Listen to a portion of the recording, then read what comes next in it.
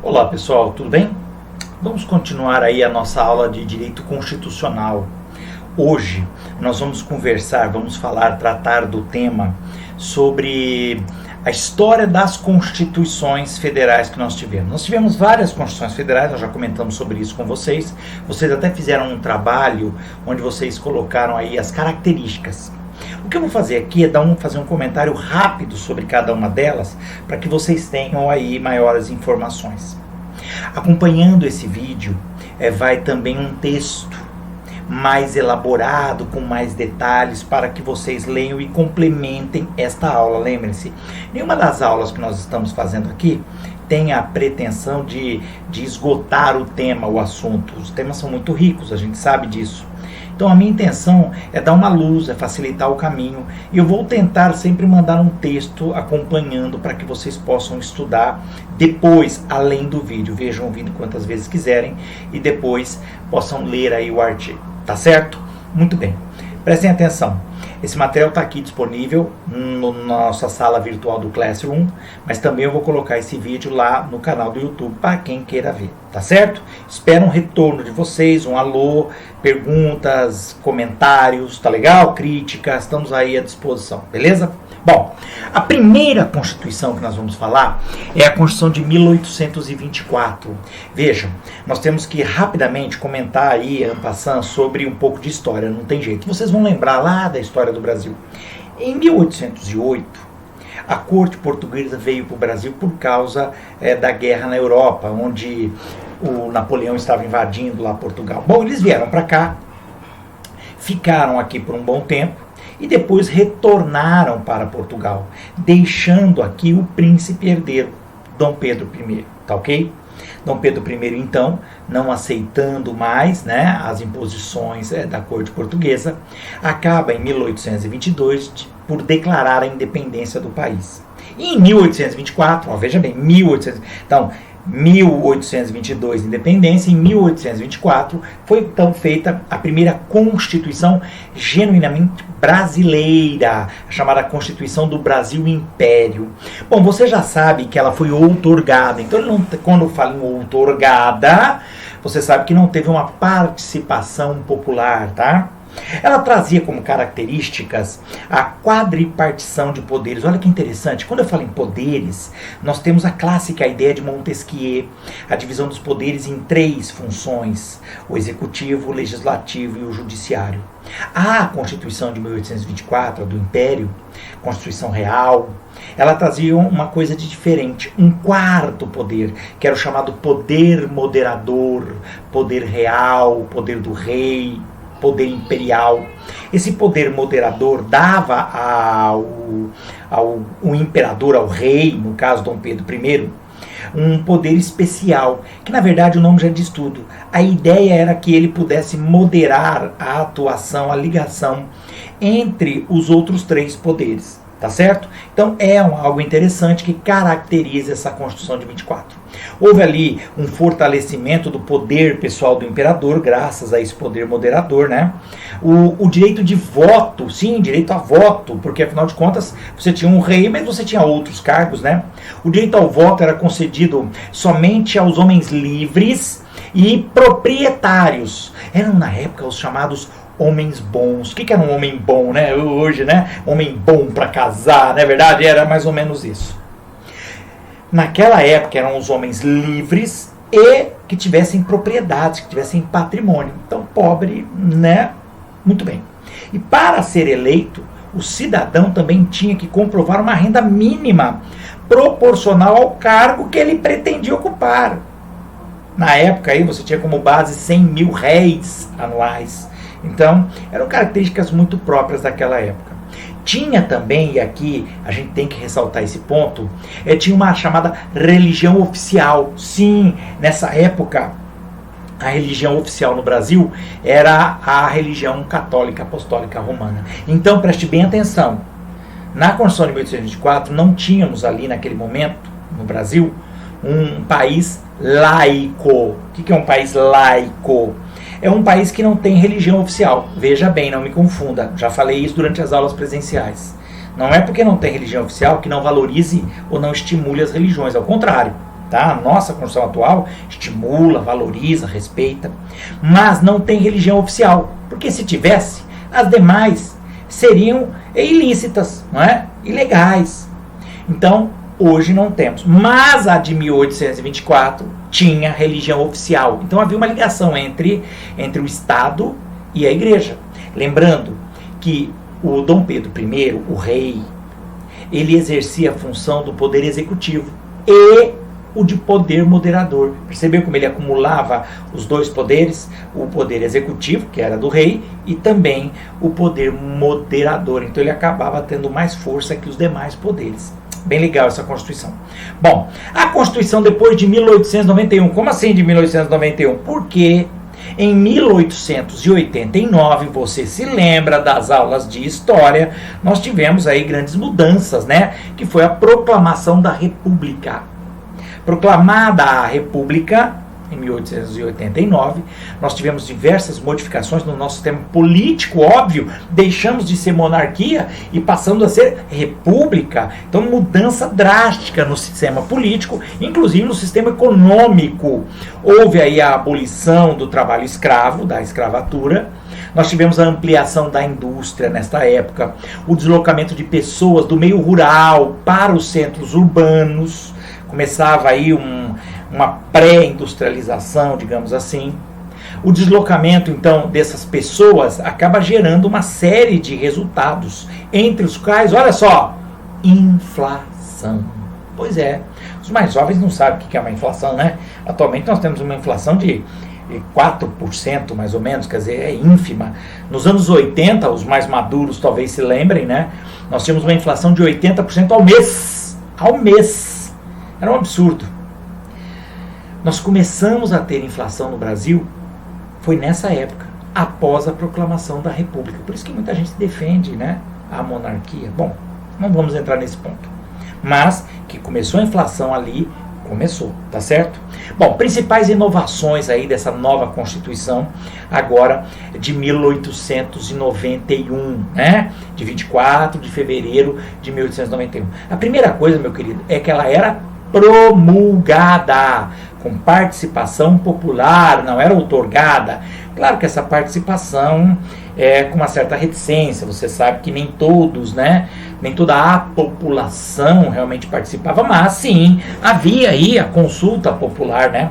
Outra coisa interessante é que na época, nessa Constituição de 1891, o Brasil era chamado de Estados Unidos do Brasil. Olha que interessante. Pois é, lembra algo, né?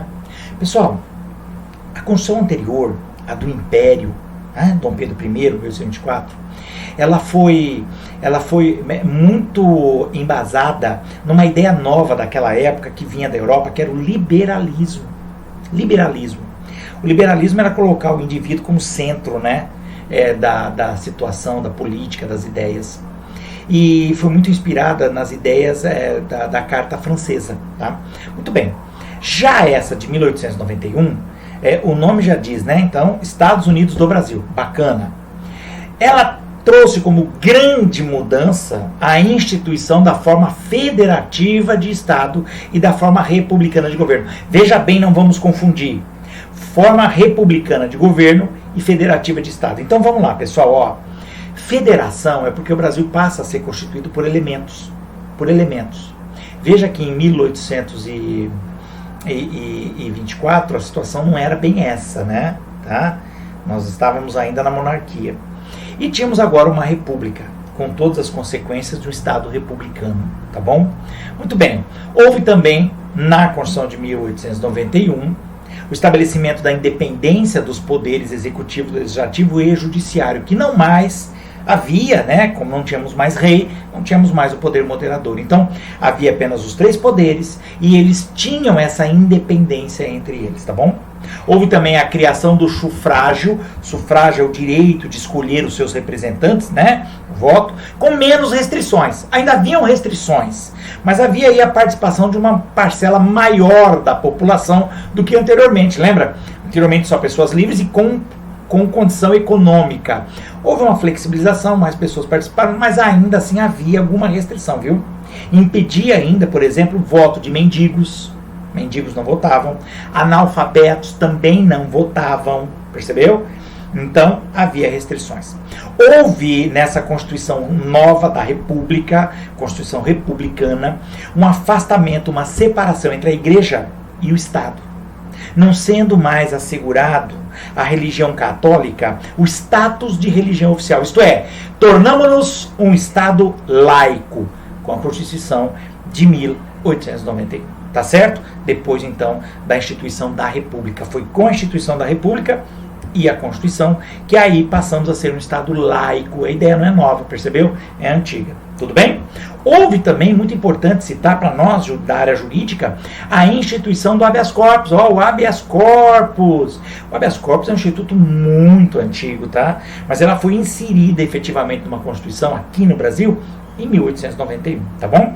É uma garantia concedida sempre que alguém estiver sofrendo ou ameaçado de sofrer violência ou coação em seu direito de locomoção, de ir e vir, de permanecer, né? Seja por ilegalidade ou abuso de poder. Até hoje, pessoal, é esse mesmo texto. Tem algumas diferenças às vezes, mas basicamente é o mesmo texto até hoje para o habeas corpus. Legal, muito bem. Vamos falar da Constituição agora de 1934. Ó. Passamos pela 1824.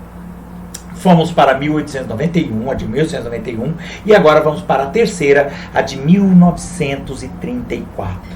É chamada Constituição da Segunda República. Segunda República. Ela é interessante, vocês vão ver, por incorporar, é a primeira a incorporar os direitos sociais como preceito constitucional. Isso é muito importante, pessoal. Direitos sociais que nós vamos ver estão na nossa Constituição atual a partir do artigo 6º, tá? Direitos para a sociedade. Foi a primeira vez que o nosso regramento, o nosso ordenamento jurídico incorpora direitos sociais numa Constituição, tá certo? Ela incluiu também, aí adotou o sufrágio com voto direto, secreto e universal, tá? Isso também foi um avanço na de 34. E olha, a de 34 foi a que trouxe a possibilidade do voto das mulheres. Yes! Então, aí, ó. Aí. Onde chega? Onde estamos? Foi aí. Entendeu? E a minha mulher manda em mim por causa desse negócio aí. Brincadeiras à parte, foi um grande avanço, não é? As mulheres passaram a votar em 1934. Olha, se você for ver, é muito recente isso, né, pessoal? Mas foi um avanço. Muito bem, tá bom? Houve aumento aí dos ministros de Estado, instituição de justiça, quer dizer, houve aí um maior trabalho quanto à máquina administrativa, tudo bem? Como eu disse, na parte social, ela inseriu dentro do texto informações, regras, passou a regular temas como família, educação, cultura, os funcionários públicos, tá? E isso foi um avanço na área social, inclusive falando um pouco sobre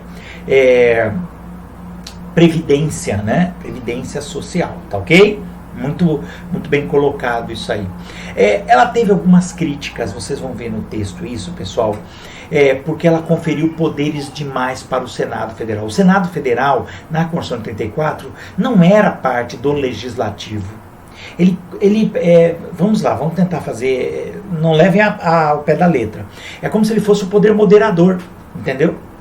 Ele passa a atuar de uma forma, né, e fica incumbido aí, de coordenar os outros poderes. Veja, zelar pela Constituição. Todas essas funções são atípicas, viu? São atípicas. Quer dizer, o Senado tinha uma atuação completamente diferente da que hoje nós entendemos, entendeu? Não fazia parte do poder legislativo, tá? Ele só colaborava com o poder legislativo. Então ele tinha um tratamento muito diferente do que tem hoje. Então, essa é uma característica, tá certo? Ele introduziu também, pessoal, o mandado de segurança, tá? E a ação popular, que são remédios constitucionais. Lembre-se que nós tivemos na anterior a introdução do habeas corpus, e na de 34, o mandado de segurança e ação popular, que temos até hoje no nosso. Houve também incorporação, lembre-se que a de 34, você tem que se localizar politicamente, né? No de 34, nós tínhamos aí o governo de Getúlio Vargas. E o Getúlio Vargas, em 34, ele institui os sindicatos trabalhistas, né? A sindicalização no Brasil. Que a princípio é interessante porque os sindicatos estão ali para zelar pelos direitos dos trabalhadores, para representar os trabalhadores. Mas também tem um outro lado essa história, né? Com a ideia de haver sindicatos, o Getúlio Vargas, que na época era o presidente, ele passa a ter um controle muito grande sobre esses sindicatos. E, consequentemente, ele acaba controlando aí uma faceta grande da população por meio desses sindicatos, viu? E nós vamos levar que isso acaba levando a consequências lá na frente, entendeu? Ele tinha essa característica na 34, uma centralização muito grande de Pedro. Pelo menos a ideia do Getúlio era isso, tá certo? Muito bem.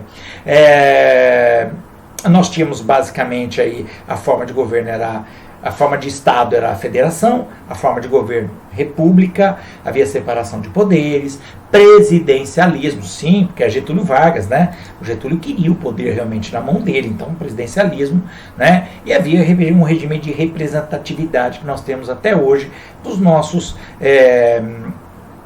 políticos eleitos, né? Principalmente por legislativo, tá certo? Muito bem, bem bacana, interessante essa Constituição. Aí passamos, pessoal, para a Constituição de 1937. Veja bem, essa que nós acabamos de analisar, ela é de 34. Em 37, nós temos uma nova Constituição. Olha, mas de 34 para 37, o que aconteceu? Então, meu querido, o Getúlio. Você lembra do Getúlio? O Getúlio, ele toma aí atitudes drásticas diante de uma tentativa de revolta que houve na época no país, tá? O partido comunista brasileiro, ele tenta uma insurreição político-militar apoiado por tenentes, né? E ele tenta derrubar o governo. O Getúlio entrou em 34 e iria até 38. Em 35, há essa tentativa, entre aspas, de golpe aí, né, de derrubar o governo e se instalar um governo socialista no Brasil, tá? Ele então decreta um estado de guerra, ele então sufoca essa tentativa de insurreição e fecha o Congresso Nacional, centraliza o poder nele, entendeu? E tem início aí uma espécie de ditadura do chamado Estado Novo. O Estado Novo, então, é a partir de 35 essa revolta. Então, depois desse Estado Novo, essa revolta que foi sufocada aí começou em 35, ele sufoca e em 1937 ele faz uma nova Constituição. Agora, esta Constituição que ele faz tem um trato diferente, tá? Em 10 de novembro de 37, Getúlio, então, revoga a Constituição de 34 e outorga, veja bem, essa é outorgada. Veja que ele fechou o Congresso, né? Ele outorga, ele faz uma Constituição e oferece para o povo uma nova Constituição, a Carta Constitucional do Estado Novo, tá? Ela tem muita inspiração na Constituição polonesa, que tinha características fascistas, né? Por isso, a Constituição brasileira de 37 é chamada, tem o apelido de Constituição Polaca. Polaca, porque era o apelido que tinham lá os poloneses, né? Ele é polaco, quer dizer, ele é polonês. Então, como a Constituição de 37 é inspirada na polonesa, ela é chamada de polaca. Bom, medidas que são adotadas nessa Constituição, tá? Estado Novo esse, que dura até 45, viu, pessoal? Vai de 35, 37, quando ele faz a nova Constituição, 35 é a revolta, em 37 ele faz a nova Constituição e vai durar até 45. Olha que período instável que nós tivemos, né? Muito bem. Houve ali, dentro dessa nova Constituição, a diminuição dos direitos fundamentais. Sim, uma diminuição, uma mitigação. Esse termo é muito usado na nossa área. Foram mitigados, diminuídos aí os institutos da ação popular, do mandado de segurança, institutos de greve. Houve a instituição da pena de morte. Aí tínhamos pena de morte em 1937. Havia também uma alteração muito séria quanto à nossa forma de Estado, que apesar de formalmente, como assim formalmente? No papel, nós éramos uma federação. Formalmente, nós éramos uma federação, mas apenas formalmente. Materialmente, não. Os Estados membros tiveram sua autonomia extremamente diminuída, mitigada. Por isso fala-se que nós tínhamos naquela época um federalismo nominal. Guarde bem, em 37 a Constituição determinava na prática um federalismo nominal, apesar de que formalmente tinha, tá? Então era uma federação falsa, tá certo? Vamos lá. Houve também a supressão de liberdade partidária e também de liberdade de imprensa, viu? Tá? A anulação da independência dos poderes legislativo e judiciário. Lembra-se que o executivo é o governo mesmo, federal, né? Anulou-se essa independência, não havia mais a independência, né, dos poderes legislativo e judiciário, e houve uma restrição das prerrogativas do Congresso Nacional. Tirou-se as prerrogativas, os poderes do Congresso Nacional. Houve o desaparecimento do Senado, retira-se o Senado dessa etapa aí, nesse momento. Também tivemos, pessoal, a permissão dentro dessa Constituição para suspensão da imunidade parlamentar. Então o Legislativo deixava de ter essas prerrogativas, né? Essas imunidades parlamentares, onde você poderia falar o que pensava. Não. A Constituição permitia suspender essas imunidades. Olha que situação, hein? Quer dizer, completamente diferente, mas por que a Constituição trazia essa possibilidade? Mas podia. Pessoal, é uma Constituição. Outorgada ou promulgada é Constituição. E é uma regra básica para o país, tá bom? Muito bem. Naquela época, a Constituição possibilitava também a prisão e exílio dos opositores do governo. E havia ali a previsão de eleição indireta para presidente da República, viu? A eleição para presidente era indireta. Quem era o presidente? Getúlio. Com um mandato de 6 anos, tá? Então, a de 37, ela é bem interessante. O Estado Novo durou até 45. Quando cai Getúlio, ele se mata, aí é a história. E, diante de um novo governo, nós temos aí a instituição de outra Constituição. Olha que período conturbado, pessoal. Olha só, Constituição em 1824, Constituição em 1891, Constituição em 1934, Constituição em 1937 e agora, Constituição em 1946. Esta Constituição foi uma Constituição promulgada. Como assim promulgada? Essa foi feita com apoio popular. Olha que bacana. Muito bem. E ela, por ser promulgada, ela é chamada de Constituição de Restauração. Por quê? Porque ela é inspirada naquela anterior, a de 34, voltando a ser democrática, voltando a trazer aqueles apoios, aqueles institutos da de 34. Olha que bacana, né? Então voltamos a ter aí, pelo menos em tese, uma Constituição novamente republicana, democrática, né? Porque ele tem aí previsto o Estado democrático, trouxe separação de poderes, trazendo aí mandato de segurança, a possibilidade de julgar a constitucionalidade de leis. Olha que bacana, nessa de 46. A gente institui essa possibilidade, tá ok?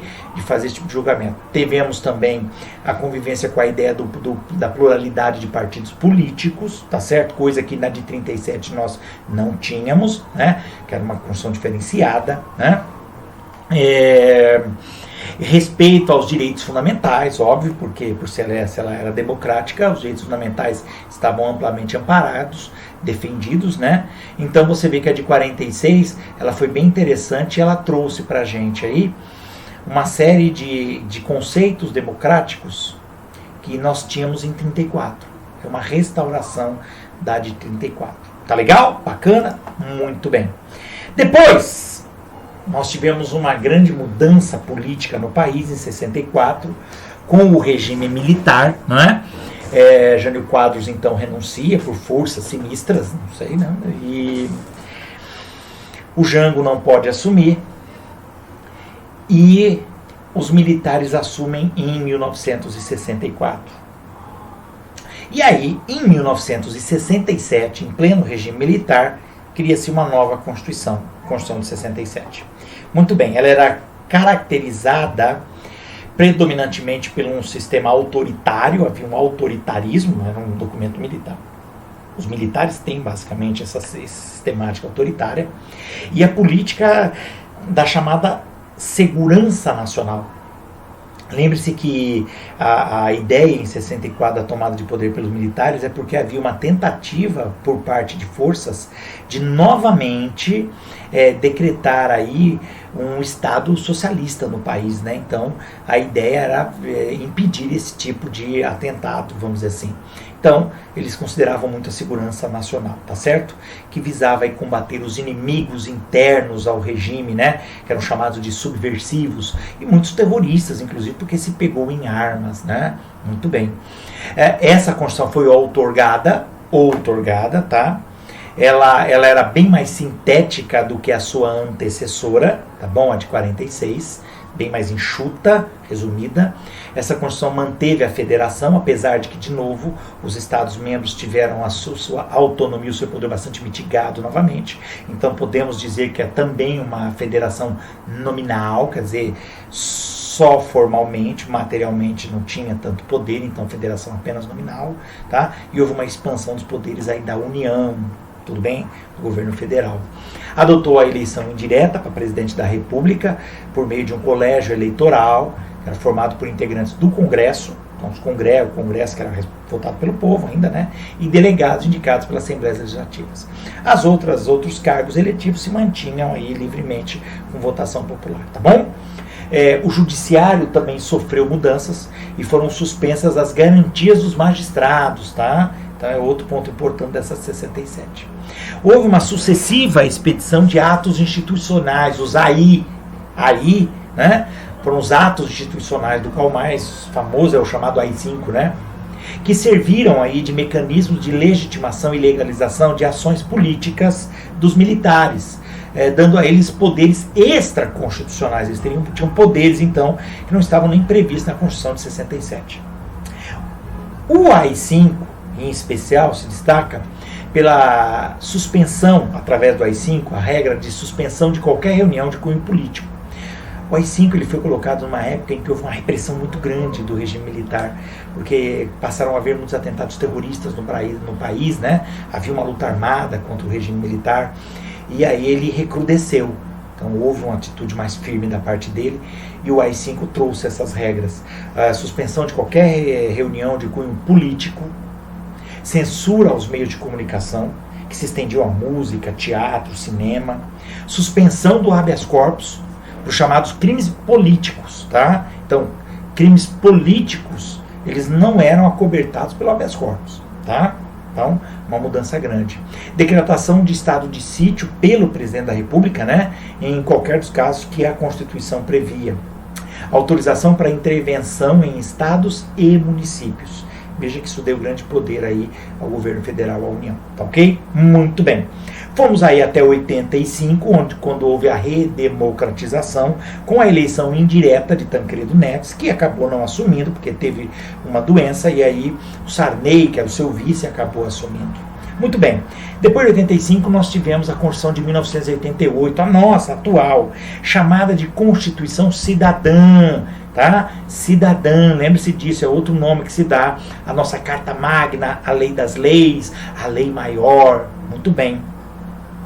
Em 27 de novembro de 85, houve uma emenda constitucional, a emenda constitucional número 26, que convocou a Assembleia Nacional Constituinte, com a finalidade de elaborar um novo texto constitucional, para expressar aí a nova realidade social pela qual passava o país, a redemocratização, né? Muito bem, com o fim do regime militar. Na data de 5 de outubro de 1988, tá?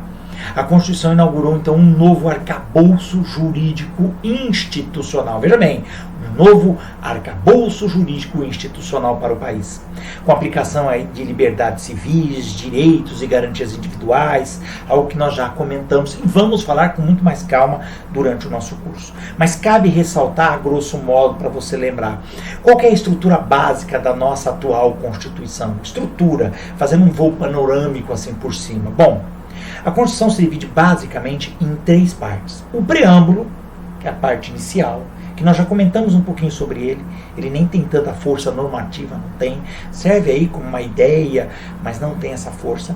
A parte dogmática, vai do artigo 1º até 250, E esse termo, parte dogmática, quem defende é o professor Dirley da Cunha Júnior, ele chama de parte dogmática. Já o Pedro Lenza, para quem utiliza o livro dele, ele chama de corpo da Constituição. Então, o artigo 1º, 250, que é basicamente a Constituição mesmo, né? Nós temos aí o corpo da Constituição, na visão do Pedro Lenza, ou parte dogmática pelo Dirley. E ao final, terceira parte, é o ADCT, que são os atos das disposições constitucionais transitórias. Lembre-se que eu comentei que a nossa Constituição, infelizmente, não ficou totalmente pronta em 88. Tinha algumas coisas que ficaram ali pendentes e esse ADCT trouxe regras que poderiam ser adotadas posteriormente à promulgação da Constituição para arrumá-la, para acertar alguns detalhes. Tá ok? Bacana, legal? Muito bem. Eu estou tentando não me alongar demais neste tópico, tá? Até porque eu estou mandando um texto para vocês com detalhes, né, aprofundados sobre tudo isso que nós estamos falando. Peço encarecidamente que leiam, porque a leitura é fundamental desse texto, com muito mais informações, mas é pelo menos para a gente ter uma ideia geral sobre essas constituições que estavam vigentes no Brasil. Você vê quantas constituições tivemos, algumas com um tempo extremamente curto. O Brasil sempre teve aí, foi sempre um estado bastante conturbado, né, nas suas ideias, na sua manutenção política, apesar de sermos um país até antigo. Paciência. Cabe o estudo das nossas constituições, é algo bastante enriquecedor para qualquer estudante de direito, tá ok? Espero que tenham entendido, espero que tenha sido esclarecedor, espero que vocês tenham ouvido bem a aula, que a imagem tenha sido boa. Eu vou tentar fazer esse vídeo ficar um pouco mais condensado, talvez a imagem não fique tão perfeita quanto as anteriores, mas vamos lá. Espero que as crianças também fazendo barulho aqui na nossa quarentena não tenha atrapalhado demais, né, a nossa aula, mas se aconteceu, paciência, tá? É normal, né, Fábio? Robson, a gente tem esse tipo de coisa mesmo, né, meninas? Vão vendo aí que é isso, a meninada é tranchã. Isso porque eu amarrei eles e amordacei ali na sala, tá? Imagina. Bom, brincadeira, pessoal. Eles devem estar correndo, daqui a pouco entram aqui. Um forte abraço a vocês, bons estudos, tá? Não deixem de ler o texto que eu estou encaminhando. E qualquer dúvida, mandem as perguntas no Classroom, estamos ali, ou no WhatsApp, estamos à disposição. Forte abraço, bons estudos a vocês. Até a próxima aula, ok?